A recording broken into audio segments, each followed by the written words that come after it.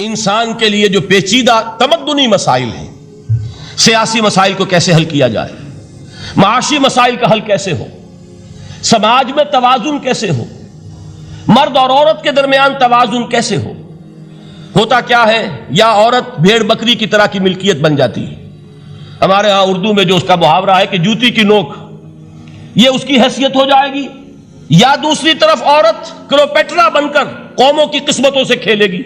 دنیا میں یہ دو انتہائیں ہوئی ہیں، کہاں نقطہ عدل کہاں ہے، کیسے بیلنس جو ہے اسٹرائک کیا جائے، مردوں کے حقوق اور فرائض اور خواتین کے حقوق اور فرائض، اس میں صحیح ترین ایکویشن ہے کیا؟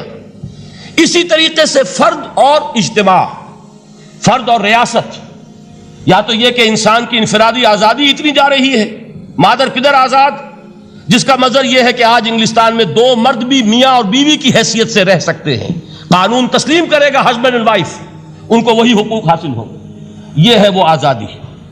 اور یا پھر یہ ہے کہ جو روس میں ہے یا دوسرے ممالک میں ہے کہ آزادی بالکل ختم، اور معلوم ہوا کہ ایک ٹوٹلیٹیرین سوسائٹی ہے، مستبدانہ نظام ہے۔ ان کے درمیان نقطہ عدل کہاں ہے؟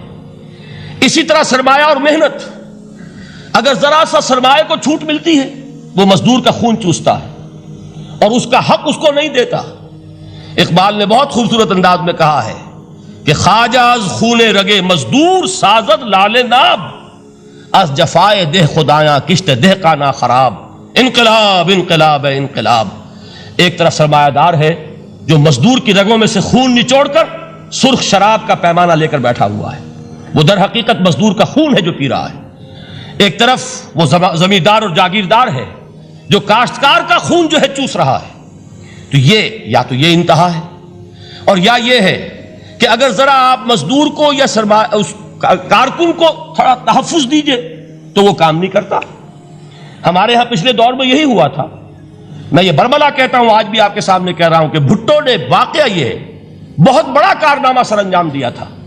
اس نے مزدور کو ایک سیلف ریسپیکٹ دی تھی، کاشتکار کو اپنی عزت کا احساس دیا تھا کہ میں بھی انسان ہوں، میرے بھی حقوق ہیں، لیکن نتیجہ اس کا نیگیٹو نکلا۔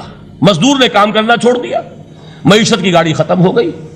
وہ چیز کہ جو متوازن ہو، جس میں مزدور کو اس کا حق مل رہا ہو اور پسینہ خشک ہونے سے پہلے اس کی جائز مزدوری اس کو مل گئی ہو، جس میں کہ انسان کسی سرمایہ دار کی رعیت بن کر نہ رہ جائے۔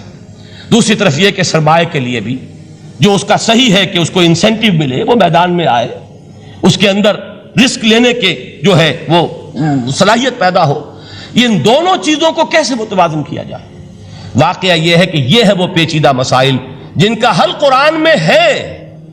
ہماری بدقسمتی کیا ہے کہ ہم نے خود ان چیزوں کے لیے دوسروں کے سامنے جھولی پساری ہوئی، ہم دوسروں سے بھیک مانگ رہے ہیں۔ ہمارا حال کیا ہوا تھا اس صدی کے شروع میں؟ مصطفیٰ کمال پاشا نے جب ترکی میں اسلام کے آئلی قوانین بھی منسوخ کیے، نوٹ کیجئے اس کو، یہ اسی صدی کے وہ صدمے ہیں جو ہم نے اٹھائے ہوئے ہیں۔ اور گاہے گاہے باز خواہی قصہ پاری نہ رہا، تازہ خواہی داشتن گر داغ ہائے سی نہ رہا۔ اس صدی میں کیا نہیں ہوا ہے؟ عربوں کی ریوولٹ ترکوں کے خلاف، ان کے پیٹھ میں جو خنجر گھونپا، اور ایک انگریز، ایک کرنل لارنس کی وہ ساری شرارت، اس کے نتیجے میں ایک عظیم مملکت عثمانیہ، سلطنت عثمانیہ، دی گریٹ آٹومان امپائر، اس کے چیتڑے اڑ گئے۔ اور اس کے بعد وعدے کیے تھے عربوں سے کہ ہم تمہیں حکومت دیں گے، ہوا کیا کہ ان کے چھوٹے چھوٹے ٹکڑے کیے اور تقسیم کر لیے۔ مغربی سامراج کا دور شروع ہو گیا۔ اس کا ایک رد عمل مصطفیٰ کمال پر اس درجے شدید ہوا، اس نے ہر چیز جس کا تعلق عربوں سے تھا اس کو ختم کر دیا، ملک بدر کر دیا۔ عربی میں اذان نہیں ہوگی، عربی میں نماز نہیں پڑھی جائے گی، اور اسی کے ضمن میں یہاں تک گیا کہ فیملی لاز بھی، رومن لاز جو ہے وہ نافذ کیے۔ تو یورپ کے اخبارات نے اس وقت یہ طنز کیا تھا مسلمانوں پر، یہ مسلمان عجیب قوم ہے، کہتے یہ ہے کہ ہمارے پاس دنیا کا بہترین ضابطہ ہے، بہترین قانون ہے، ہمارے قانون سے بہتر کسی کا قانون نہیں۔ اور حال یہ ہے کہ فیملی لاز کے لیے بھی یہ ہم سے بھیک مانگ رہے ہیں، ہم سے وہ قوانین لے کر اپنے ہاں نافذ کر رہے ہیں۔ آج بدقسمتی سے اکثر و بیشتر مسلمان ممالک کا حال یہی ہے۔ آج ہم ان سے بھیک مانگ رہے ہیں، کہیں جمہوریت کی بھیک ہے، کہیں سوشلزم کی بھیک ہے، کہیں کسی اور سماجی نظام کی بھیک ہے، کہیں مرد اور عورت کی کامل مساوات کا ایک نظریہ ہے، شانہ بشانہ چلنے والا فلسفہ ہے، جو خالص مغرب کی تہذیب کی ایک بھیک ہے جو مانگی جا رہی ہے۔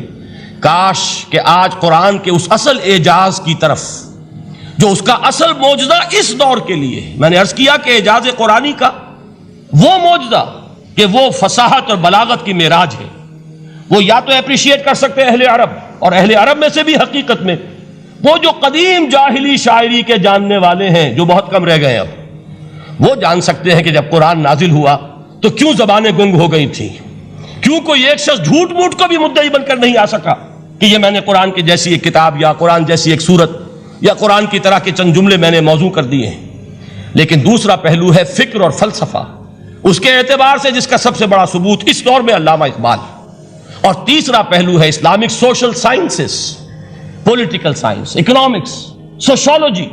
اس میں جو کچھ قرآن نے دیا ہے، جو آج بھی انسان کی رہنمائی کے لیے بہترین نظام ہے، اس نظام کو ہم سمجھے، اسے دنیا کے سامنے پیش کریں، تب در حقیقت قرآن مجید کا اعجاز سامنے آئے۔